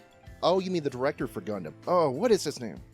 Tomino. Oh. Tomino. Yeah, Tomino. Yeah. Tomino. That fucker. I know nothing about Gundam, so... Just the phrase of Bacon saying those last 3 words. Tomino. Fucker. Hi, Getter. Hi, Prof. Hi, N1. If you knew anything about Tomino, that phrase would make you crack up, honestly. Well, no. Remember when Tomino was complaining about Shinkai movies about how it's all about holding hands and they never have sex? This is that. This is supposed to be a parody of that. But here's the thing. I don't think it works. Because you want to know what show I was thinking about that this was parodying, but I realized it couldn't be a parody of it because it was years too early? Dialing in the Franks.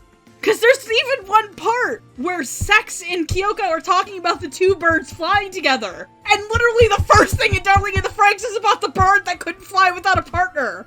Oh my god! This doesn't even work as a parody because somebody probably looked at this and thought they were being serious and made Franks. Oh my god. And Franks is awful. Oh. Like, Hardy, start doing the song. Just start doing the song. Oh my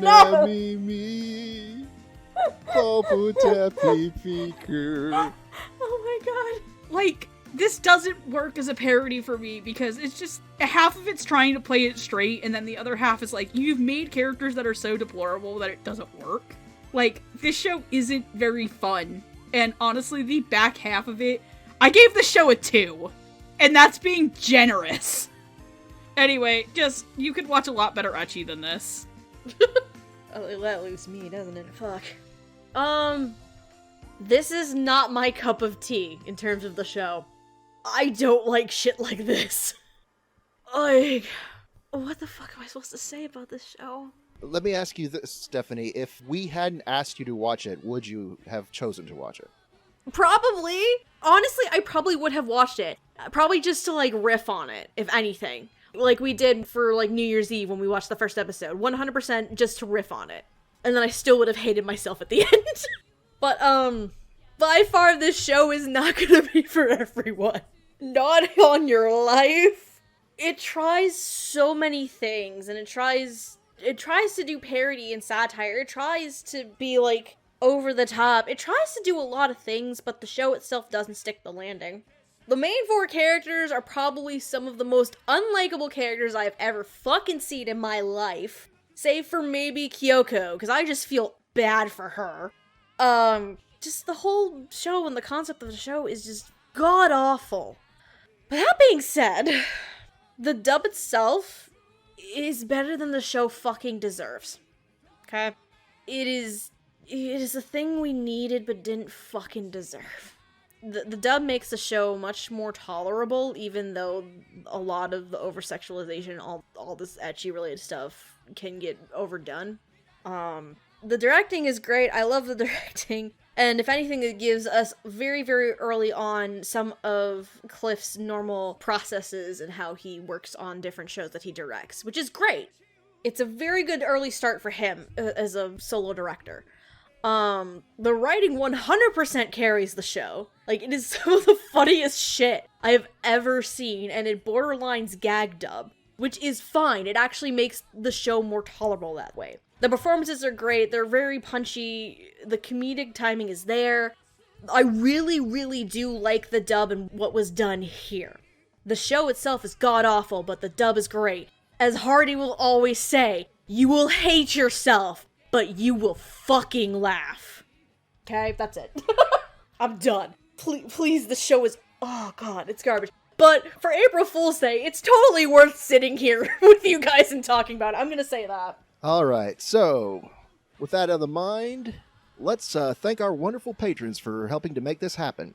For our $5 tier, we have Megan's mom and dad, Michelle Travis, Miraculous Corazon, Nico Robin but with yaoi hands, Sue, how do you spell that? How do you pronounce that? Tweet? Sue Tweety? Sue Twet? Get back with us, Sue. Let us know how to pronounce that properly. Yes, If you can. please. And Victor May Barada. For our $10 tier, we have Carly Leistica, Crimson Echidna, Jacob Wilson, J2 aka Jared, Julia W, Marissa Lenti, and Otaku Anthony. Hey Hardy, if the people actually want to put themselves through Daimidaler, where can they watch it? Oh yes, you can watch Daimidaler, the English dub, on Funimation.com as part of their Funimation Now service. They do offer a free 2-week trial, which you will need to put your credit card info in for.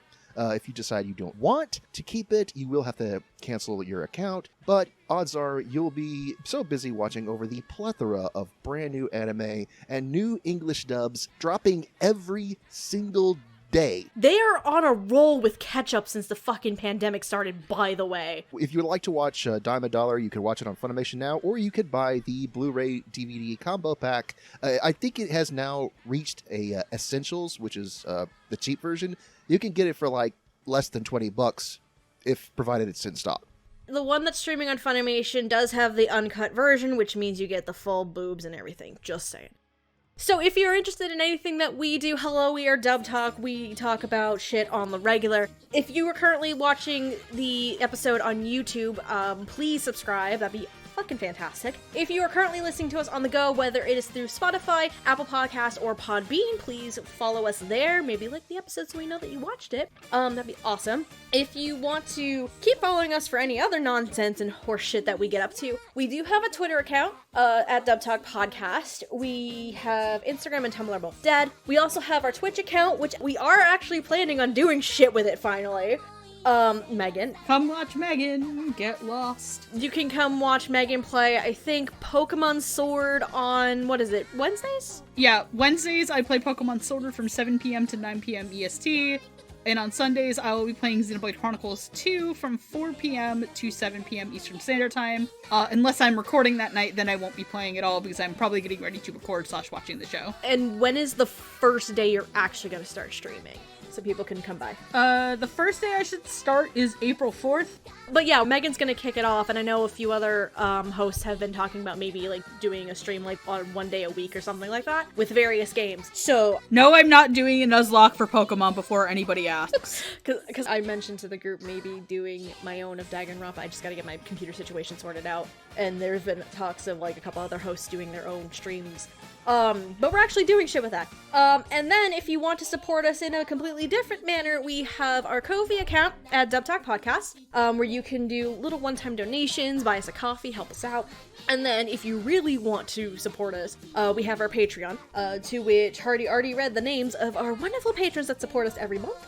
At the time of this episode's release, I will say that for our $10 patrons, the next quarterly episode raffle giveaway should be kicking in very, very soon. So if you are currently a $10 patron, please be on the lookout for that. Our last one, because it will be released before this, was actually Arte. So if you want to see what we usually do with our quarterly Patreon raffles, check out Arte. It's an example of one of those. think that's it in terms of the Dub Talk stuff. Okay. So, unless you want me to just go into my shit. Yeah, go ahead. Alright, since I'm already fucking here, if you're interested in anything that I do, my name is Stephanie. I'm also sometimes known as Lilac. You can follow me on Twitter at Lilac Anime Review, with review being spelled R-E-V-U-E. I have a blog, lifeandtimesoftalk.wordpress.com, which I am so close to finally finishing my blog piece about my fucking anime children. I need to rewatch one goddamn show for one child, and that's it. I also do photography stuff, Stephanie's Snapshot Garden, if people are interested in following my photography work over there. I think that's it for me. Megan, what you doing these days? Besides your Twitch? Besides using our Twitch to convert all of you to the Church of Nia. You're all going to learn very quickly who Megan's favorite character is in Xenoblade Chronicles 2. Despite naming my dog after another one of them. I didn't name the dog Nia because Nia is a cat. Anyway, you can follow me at QueenEra2. I shitpost. I also troll around the Funimation Discord, usually being a grumpy gills. So, there's that. And I'm Spaceman Hardy. You can find me on Twitter at Spaceman Hardy. I am a Funimation forum moderator. Forums are dead now, but I'm still occasionally on the Funny Discord if you want to check me out there. Follow me on Twitter. I post lots of goat pictures and retweet lots of Final Fantasy art. And in general, every once in a while, I'll have an angry dad rant where I'll talk about Aniplex or insult various aspects of the anime community. Because it's not perfect, but it is what it is. When was the last time you did a donkey pants, Hardy? I'll do one in 2 minutes as soon as we're done. Hell yeah! We're overdue for donkey pants, aren't we? Yay! Anyways, on behalf of the Dub Talk podcast, this has been fun. Be sure to keep your front tails clean, treasure your arrows, and otaku on, my friends. April Fools, motherfuckers!